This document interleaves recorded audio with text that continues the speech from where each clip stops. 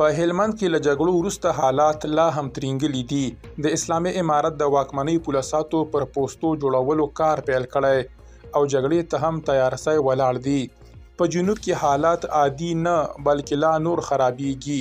د پولساتو لخوا پوستې جوړېږي خو خلک له خپل عادي ژوند څخه بې برخې او بیزاره دي. دا چې هلته د دواړو لورو ترمنځ څه روان دي بشپړ جزئیات ویډیو کې وګورئ. پتمنو لیدونکو ستړي مه شئ. د اسلامي امارت د واکمنۍ پولساتو پر پوستې کار پیل کړی او هم د پاکستان هر اقدام ته ګوته په ماشه ولاړ دي.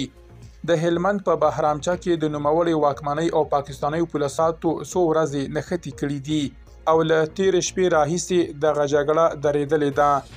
ځایي اوسیدونکي وایي چې جګړې ټولیز وګړي بېځایه کړي او حالات لا هم ترینګلي ښکاري.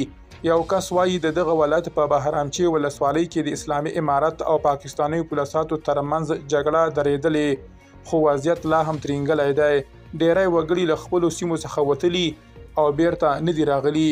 د نوموړي ولایت د بهرامچې ولسوالۍ د سفر بازار اوسیدونکی محمد نبی وایي د حاجي علیم په نوم سیمه کې د نوموړي واکمنۍ او پاکستاني پولساتو ترمنځ له تیرو 3 ورځو راهیسې روانه جګړه پرون ناوخته درېدلې خو په خبره یې فضا لا هم ترینګلې ده.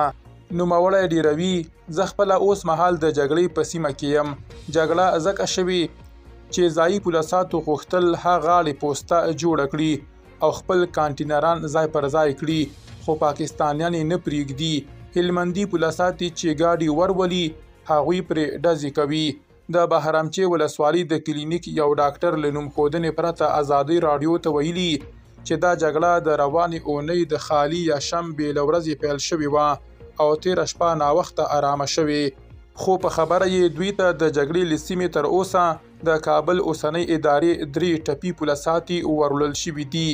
دوی وایي د جګړې د بیا دوام احتمال شته او وګړي لا هم خپلو کورونو ته نه دي ستانه شوي.